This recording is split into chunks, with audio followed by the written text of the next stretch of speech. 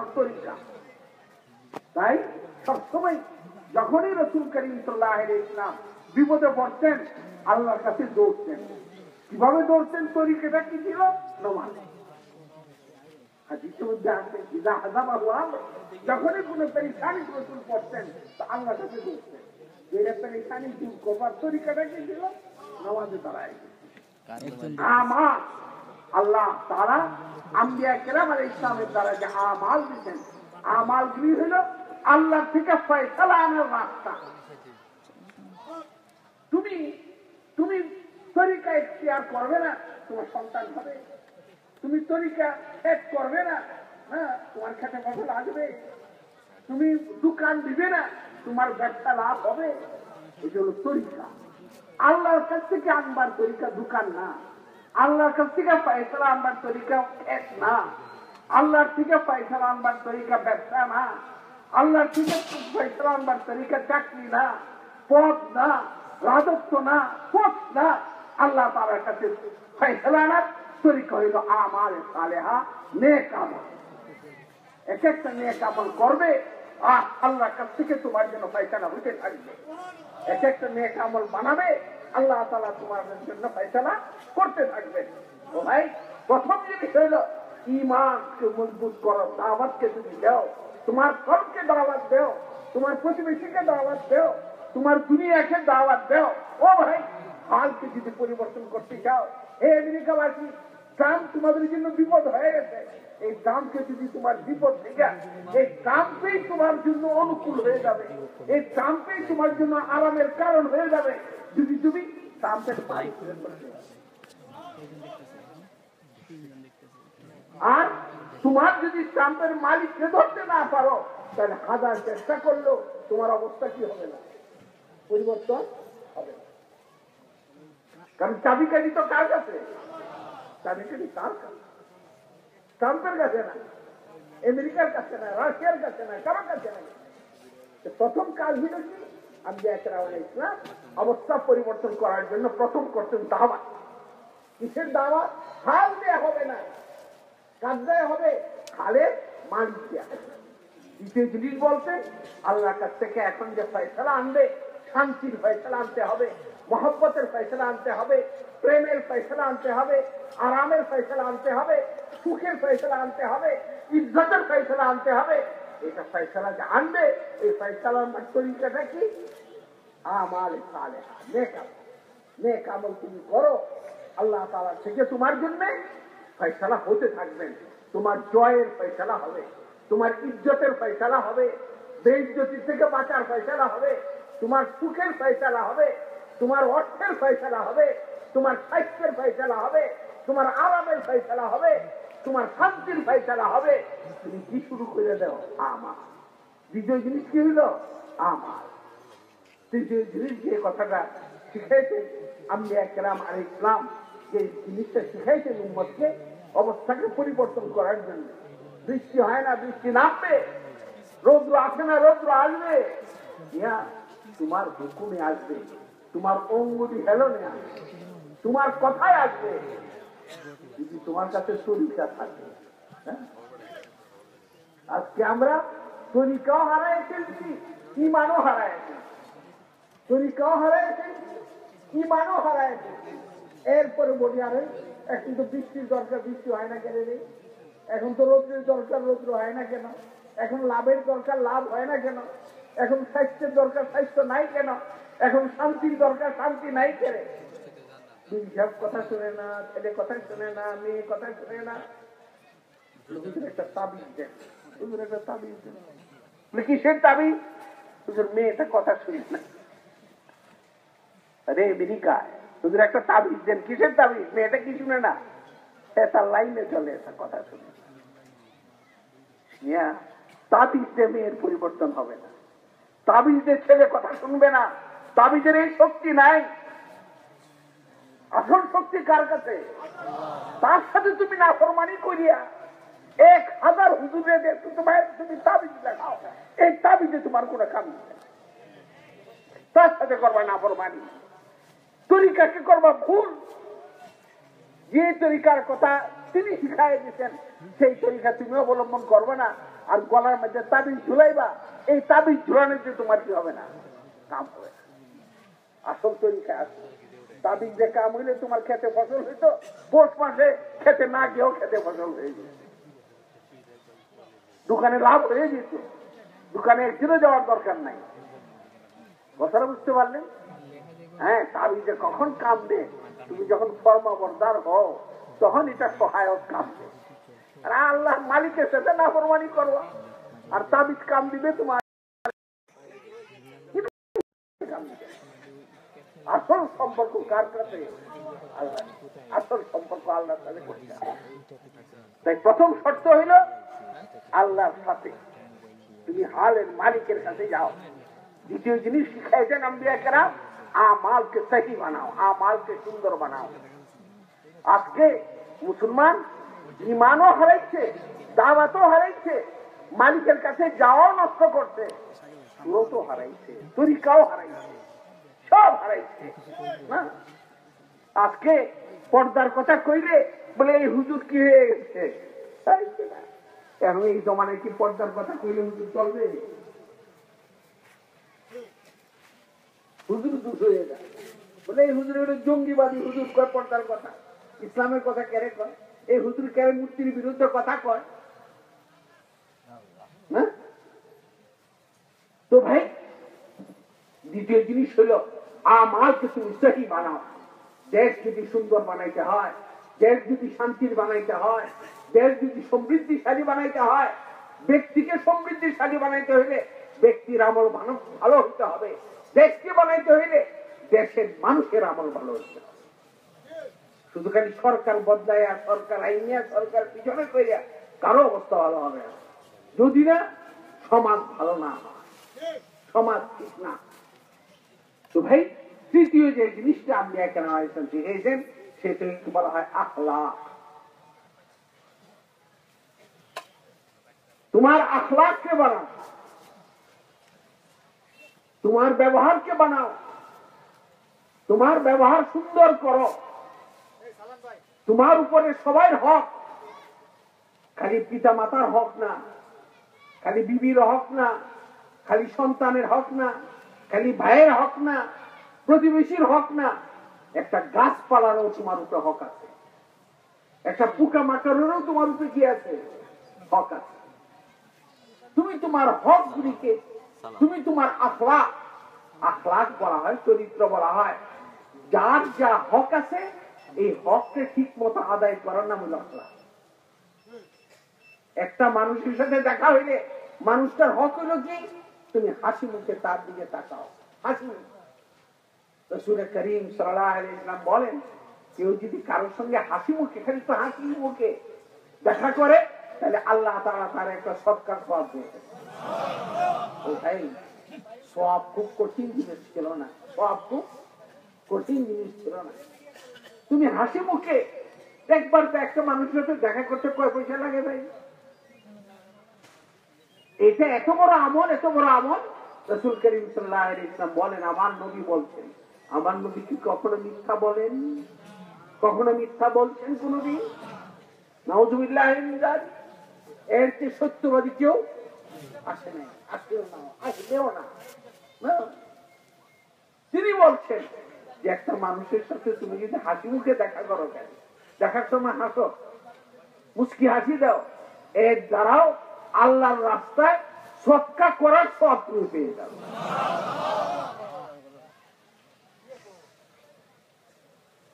তুমি যদি তারে সালাম দাও, আসসালামু আলাইকুম বলবে না, আল্লাহ তাআলা তোমরা উভয়ের জন্যই শান্তির ফয়সালা করে দেবে। প্রত্যেকটা আমালের মধ্যে, প্রত্যেকটা বিষয়ের মধ্যে আল্লাহ তাআলা আখলাককে রেখে দিয়েছে। আজকে মুসলমান আখলাককেও হারায় ফেলছে, তার ব্যবহারকে হারায় ফেলছে। তাহলে মুসলমানকে তো ও মুসলমানরা সবচেয়ে নির্ভরযোগ্য মনে করত, সবচেয়ে ভরসার জায়গা মনে করত, সবচেয়ে আস্থার জায়গা মনে করত। কুরাইশরা মুসলমানদেরকে মারে, যুদ্ধ করে, গন্ডগোল করে, মারামারি, কতল কেতাল। কিন্তু বাইরে থেকে যখন যায় ইয়ে করতে, তারা ব্যবসা করতে, তখন টাকা পয়সা আর বিবি বাচ্চারা নিয়ে যায় মুসলমানের কাছে, তার ভাইয়ের কাছে রাখে না। তাহলে ভাইয়ের কাছে রাখতেও ভরসা পাই না যে একবার পরে ঠিক মতো ফেরত পাবো কিনা। কিন্তু মুসলমান আমার দুশ্মন হইতে পারে, কিন্তু তার কাছে রেখে গেলে কি হবে, যে ফেরত পাবে, ভরসা ছিল। আর আজকে মুসলমানদের বিশ্বাস করতে পারে না, ভাইকে বিশ্বাস করতে পারে না। সৌদি আরব বড় চেষ্টা করে, বড় মেহনত করে, রাস্তাঘাট ঝাড়ু দিয়ে যা টাকা কামাইছে মনে করছে ভাইয়ের কাছে পাঠাই, ভাইয়ের এদিকে সব খাবার করে ফেলে আসছে। এতদিন পরিশ্রম করে টাকা কই খরচ করে, তুই খরচ করে ফেলছো, ভাইয়ের টাকাই তো খরচ করতে কি আসছে। তো ভাই আজকে ভাই ভাইকে বিশ্বাস করতে পারতেছে, ভাই বোনকে বিশ্বাস করতে পারতেছে না, স্বামী স্ত্রীকে বিশ্বাস করতে পারতেছে না, স্ত্রী স্বামীকে বিশ্বাস করতে পারতেছে না। সব জায়গায় আখলাক কি হয়ে গেছে, নষ্ট হয়ে গেছে। বলেন, যে তিনটা শর্ত ছিল দুনিয়াতে হাল পরিবর্তন করা, দাওয়াত, ঈমানের, আমালে সালেহা আর আখলাক, এই তিনটা যখন একত্রিত হয়, আল্লাহ তাআলা এই দেশের অবস্থাকে পরিবর্তন করে দেন, এই সমাজের অবস্থাকে পরিবর্তন করে দেন। এই সমাজের একজন লোক দাঁড়ায় বলবে, আল্লাহ এখন বৃষ্টির দরকার, মসজিদের বাইরেই তো পারবে না, বৃষ্টি শুরু হয়ে গেছে। তোমার জামানা অনেকদিন বৃষ্টি হইতেছে না, অনেকদিন বৃষ্টি হইতেছে না, ফসল নাই। জুমার দিন একজন দাঁড়ায় বললো, আমিরুল মুমিনিন, ফসল নাই, বৃষ্টি নাই। তোমার আসমানের দিকে তাকায় বলে, আল্লাহুম্মা আগিসনি, তিনবার কইলেন। মসজিদে বাইরেতে পারলাম না, বৃষ্টি শুরু হয়ে গেছে। তোমার হুকুম বৃষ্টি মানবে, তোমার হুকুম পশু পাখি মানবে, তোমার হুকুম তরুলতা মানবে, তোমার হুকুম দুনিয়ার সবাই মানবে, যদি তুমি আল্লাহর হুকুম মাননেওয়ালা হয়ে যাও। মানতে কি মানতে না? হযরত সুলাইমান আলাইহিস ইসলামের হুকুম মানতো কি মানতো না? সুলাইমান আলাইহিস ইসলাম কি তাবিজ দিতেন নাকি? কবজ করতেন, কুফরি কালাম করতেন? হযরত সুলাইমান আলাইহিস ইসলামের একটাই শক্তি ছিল, একটাই অস্ত্র ছিল, উনি মালিকরে মাননেওয়ালা ছিলেন। উনি নিজে মালিকরে মানতেন, সেই মালিকের অধীনে যারা আছে সব ওনারে কি করত,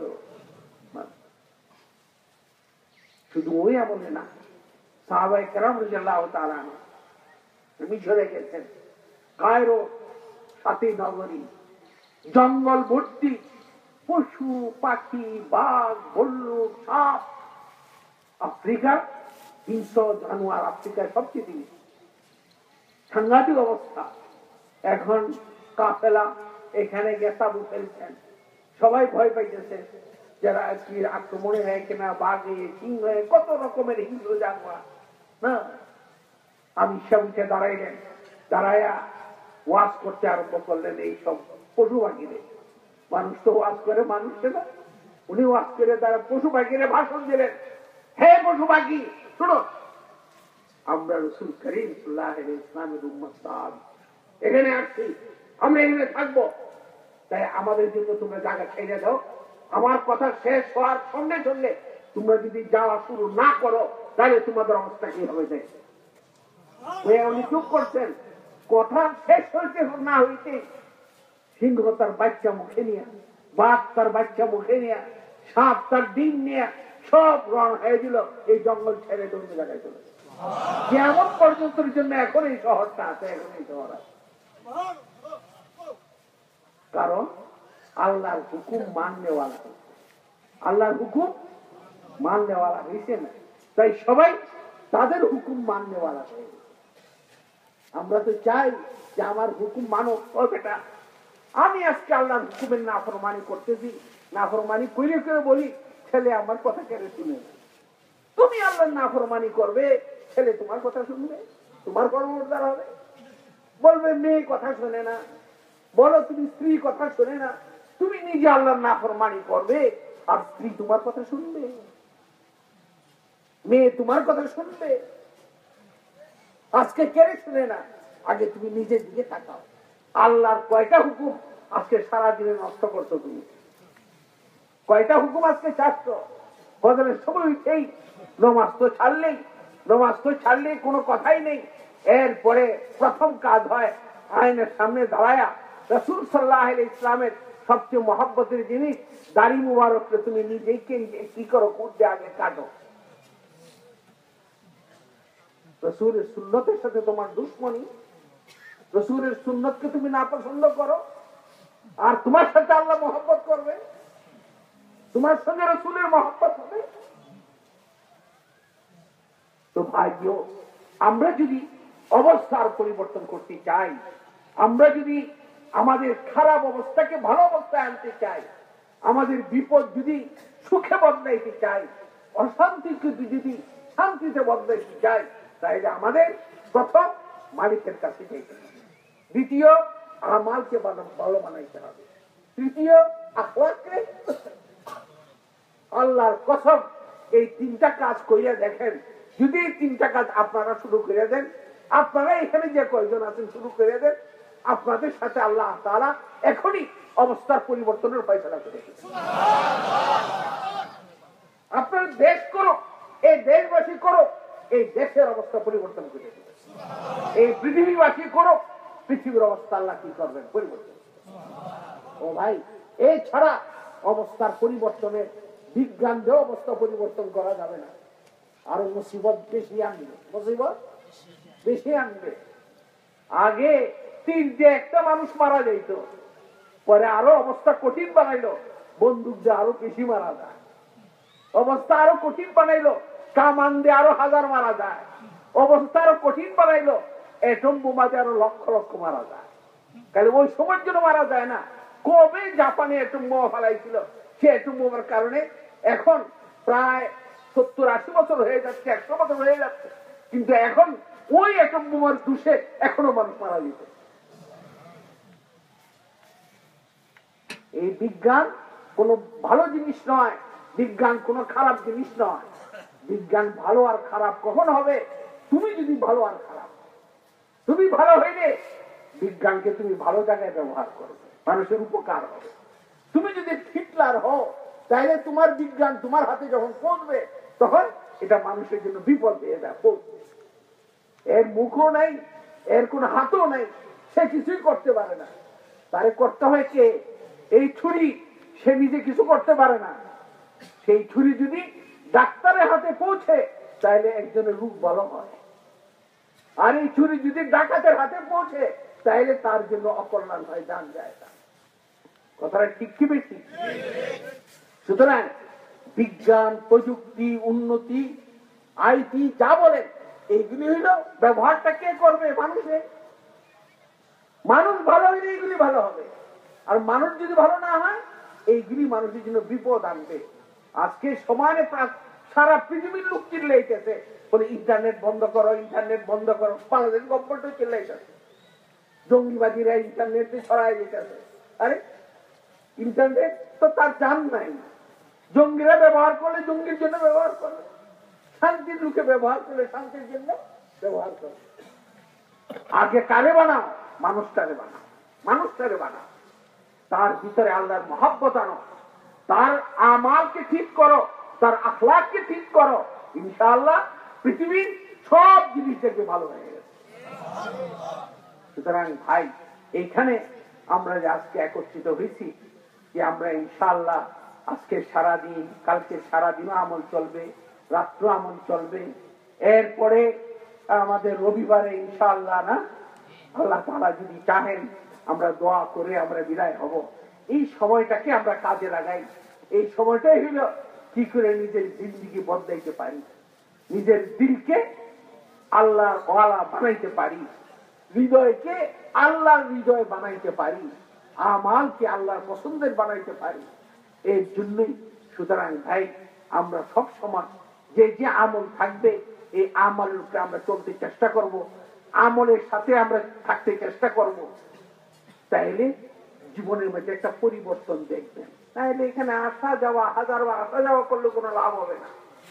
এখানকার লাভ তখন হবে যদি আমি কি করি, আমার অবস্থাকে পরিবর্তন করার জন্য আমি প্রস্তুত হয়ে যাই, তৈরি হয়ে যাই, এবং আমালগুলির মধ্যে আমরা শরীক হই, আখলাক আমাদের ভালো বানাই। এখানে ট্রেনিং নেই। আজকে আমরা 10 জন একসঙ্গে থাকতেছি, এখানে আজকে আমার আখলাকের পরীক্ষা হবে, কি ব্যবহার আমি করতেছি একজনের সাথে। এখানে আপনি খারাপ ব্যবহার করবেন, বাইরে তো আপনার খারাপ ব্যবহার হবে। এখানে আপনি ভালো ব্যবহারের ট্রেনিং দিবেন, বাইরে তো ইনশাল্লাহ আপনার ব্যবহার কি হবে, ভালো।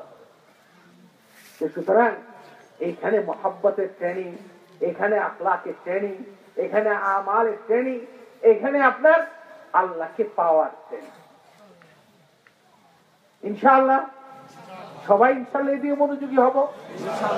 এবং এই জায়গাটা এই 3 দিনের জন্য মসজিদের হুকুমে, এই 3 দিনের জন্য এই জায়গাটা কিসের হুকুমে? মসজিদের হুকুমে। সুতরাং মসজিদে যে কাজ করা যায় না, এখানে এই কাজ করা যাবে না। এইদিকে আমরা সবাই খেয়াল রাখি, এটা মনে না করে যাইছে তাই করলাম। আর ফেরেশতারা যে ঘেরাও করে রাখছেন, এর সীমাকে ঘেরাও করে রাখছেন।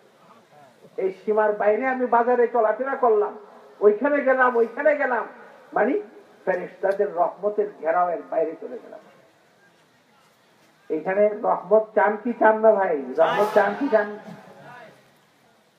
তরিকার মধ্যে এমন লাগতো না, যেখানে রহমত বন্টন হয় ভিতরে তো থাকতে হবে। এখন মেঘ হইতেছে আপনার ক্ষেত, আর আপনি টিনের চালের মধ্যে বসে বলতেছেন চাইছিলাম বৃষ্টিতে গোসল করতে, এখন তো গোসলটা হইতেছে না, মেঘ পড়ে না, হবে নাকি কথা? তোমার শরীরে বৃষ্টি লাগাইতে হইলে বৃষ্টি যেখানে পড়তেছে এখানে তুমি যাও।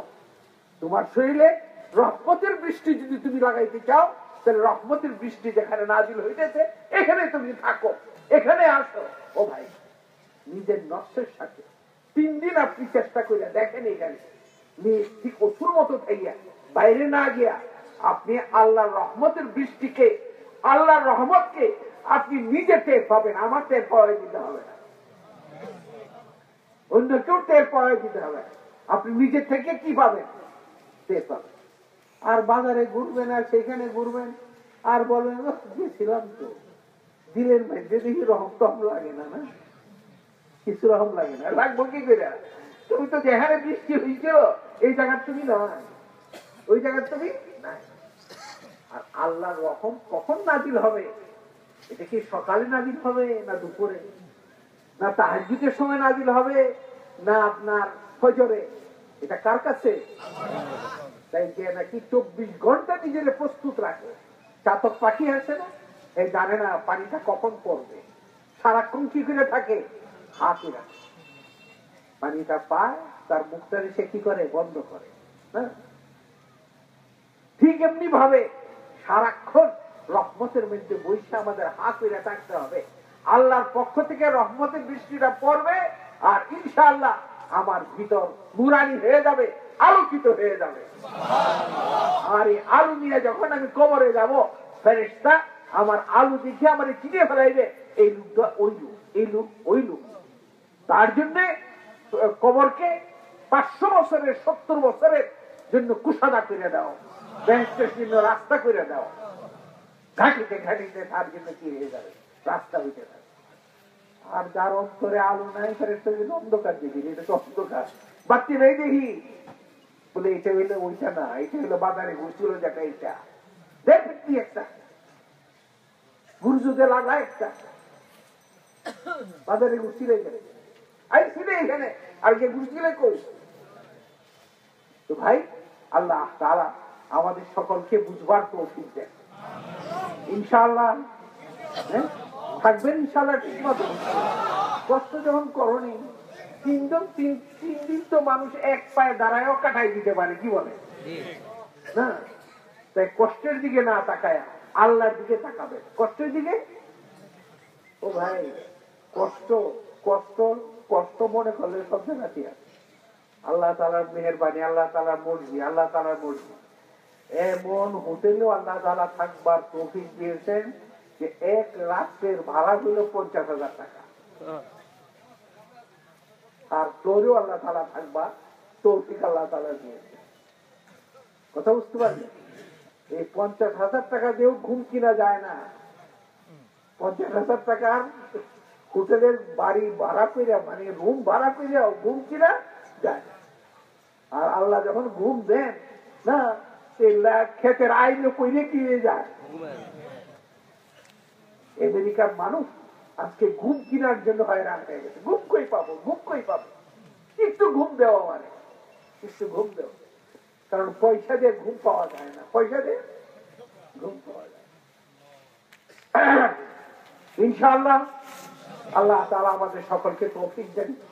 এখন আপনারা সবাই সুন্নাত আদায় করেন, এরপরে ইনশাআল্লাহ নামাজ আদায় হবে না। এবং বাকি যে সময়টা আছে, যে কতটুকু সময়, এই সময়টা আমরা পুরাপুরি ভাবে যেভাবে এলান হয়ে যাবে তাদের লাগাইতে চেষ্টা করি। আল্লাহ আমাকেও তৌফিক দান করেন, আপনাদের সকলকে আল্লাহ তাআলা। আমিন ওয়া আখিরু দাওয়ানা আলহামদুলিল্লাহি রাব্বিল আলামিন।